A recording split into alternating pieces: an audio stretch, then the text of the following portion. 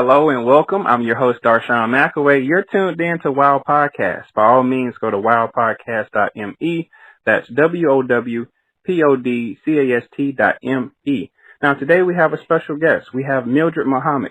She's the author of Scared Silent, I'm Still Standing, and Dare to Heal. But today she's here to talk to us about her latest book, Being Abused While Teleworking During Coronavirus Disease 2019. Mildred, how are you doing? I'm doing well. How about you? I'm doing great. So on this particular podcast, I like to ask people, what was the inspiration on starting this particular book? We know that COVID-19 has literally shut down the world. My first thought when employers were talking about teleworking was, oh my God, what are the victims going to do now? Because going to work for a victim of domestic violence was the one reprieve that they have to get a break from the abuser. Now, there's nothing to stop the abuse. As a matter of fact, it's going to escalate. And I was just horrified at thinking of what they would be going through and what could I do to help them. See, for me, I didn't think that would be such a big issue, or nor did I think that was a thing. So you're saying that most women who are working from home are getting abused by their spouse or significant other.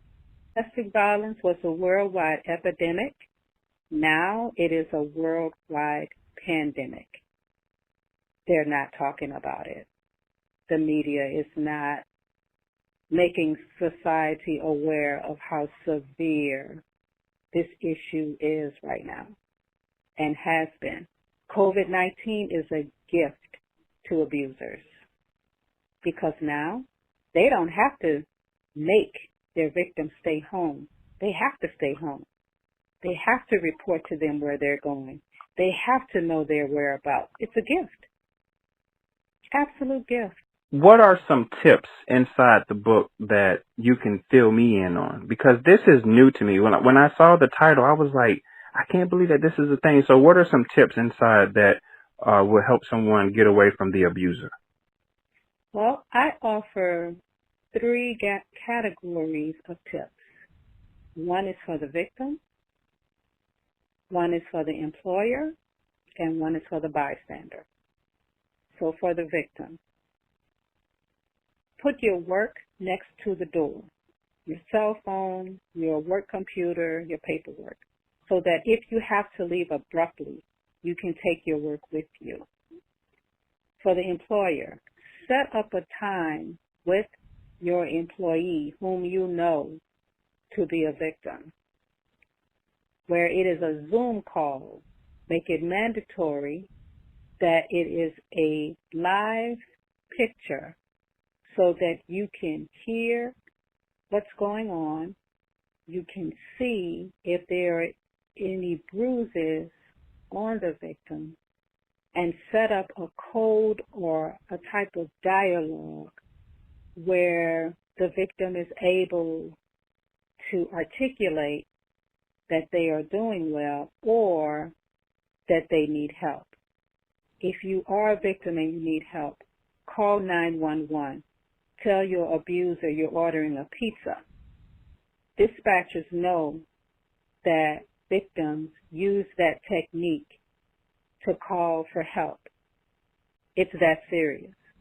For the bystanders, it could be your next door neighbor, could be your roommate. If you hear something that is unsettling, some rumbling around, or you hear someone scream, call the police. Ask for a wellness check.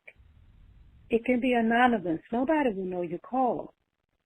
If you are a family member or a friend and you know that person to be a victim, call them. Don't text. Don't send an email. Call them. Hear their voices. Let them know you're there. Right now is not the time for them to feel isolated as if you don't care or you don't want to help them. They are vulnerable right now. Right. And they need our help. So if you know someone that's a victim, call them. I'm just checking on you, seeing how you're doing. If you know someone that's a victim, set up a text code. So, for example, if we set up a code for 821 and I text you 821, you need to call the police and send them to my house. Mm. It's like that. Right. There are things that you can do that will help the victim to feel safe. And if it comes down to it, they just have to call the National Domestic Violence Hotline, which is 1-800-799-SAFE, 1-800-799-7233. And just know that you're not alone. And you don't have to go through this alone. I wrote this book in 3 days. I was laying down Friday morning. My spirit said, get up and write this book gave me the title of the book and everything. Right. And I started writing that book on Friday and finished it on Sunday. Now, throughout your history, you have a lot of experience with domestic abuse. You're a domestic abuse survivor, and you're also a certified domestic violence advocate. What are the telltale signs that you notice from women who don't have the physical marks on them?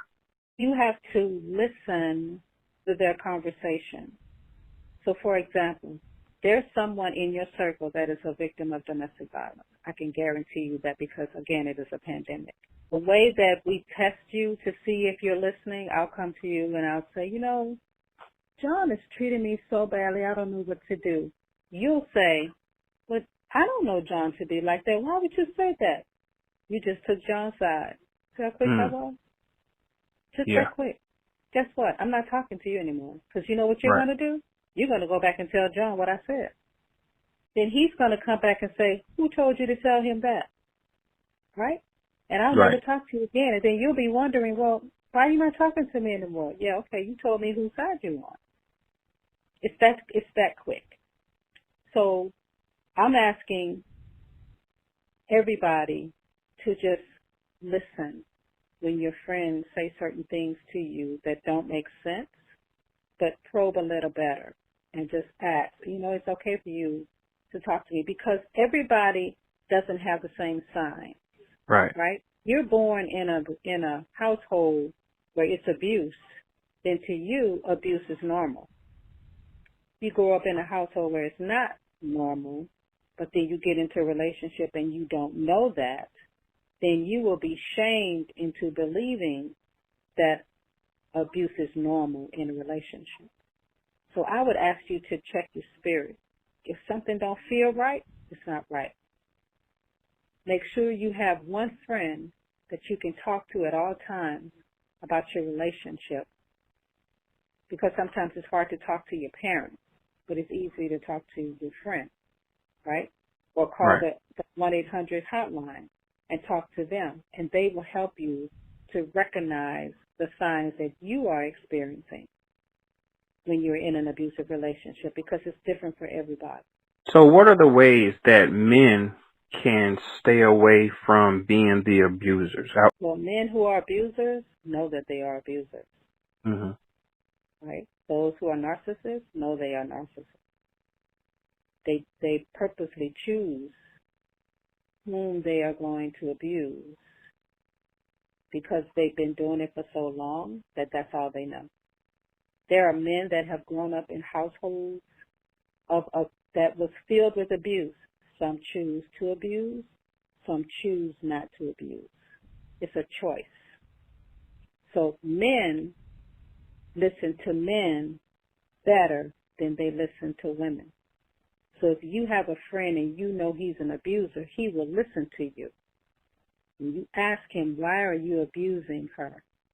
What is it that I can do to help you? What kind of pain are you feeling that you are unable to articulate, that you have to use your brute force to hurt the person that you love? I was speaking at a military base and the commander of the base asked me to help him because his daughter is a victim of domestic violence. And I asked him, did he talk to his son-in-law? And he said, you know, when I went down there, he had his head down. I said, well, he had his head down in shame. Because, number one, he didn't know what you was coming there to do. You have two men in authority. He's a police officer.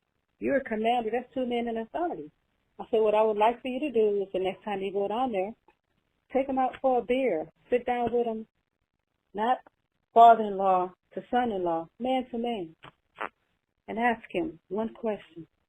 How can I help you? I guarantee you he will look at you strangely, and he may break down and cry because he's speaking to another man. And once he tells you, be sure you're able to help him, because sometimes he just want to talk. He called me 2 weeks later and said, Ms. Muhammad, you was right. I asked him, how can I help him? And he started crying because his father died, and then his mom died. He felt alone. He didn't know what to do. He couldn't talk to his wife, my daughter, and he didn't want her to know that he was feeling weak. And so when he was talking to me, he felt better, and now they're better. I said, because I guarantee you, if your daughter wanted to leave, she would have been at home. She needed you to fix her. She couldn't do it. So she called the man who she knew would help, her dad. And he thanked me for that. Men relate to men in times like that. You have a very extraordinary and unfortunate past. How can people get in contact with you to connect with you since you have so much experience about domestic violence? What is the way that they can reach out to you? They can go to my website, mildredmuhammad.com, or they can email me, afterthetrauma@yahoo.com. I answer all emails within 24 hours. If they would like to come and speak, I know we're in a pandemic, but hey, when it's all over, then I would love to come and speak at one of their conferences or Zoom calls. But domestic violence is not going away, unfortunately. If you would put domestic violence in a search engine and you have it to send you 3 a day, your email box would blow up. That's how often this happens. There are women right now dying. You know, for me, I guess I'm so out of the loop, right? I do believe it exists. I know it exists because I'm speaking to you about it, you know, and I looked up your past history about certain things that happened to you.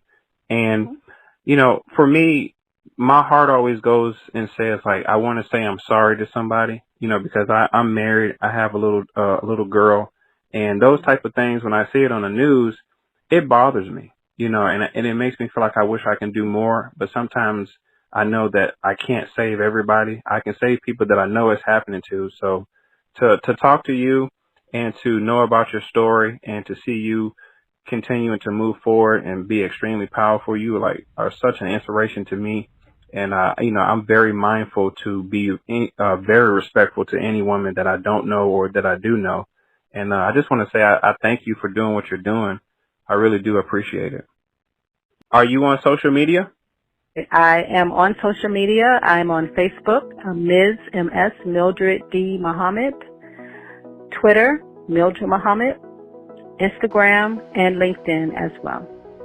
Thank you for coming on to Wowpodcast. I'm your host, Darshaun McAway. We're talking to Mildred Muhammad.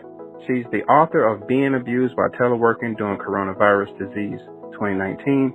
Mildred, thank you so much for coming on to the podcast. I really do appreciate you. Thank you for having me to speak with your audience.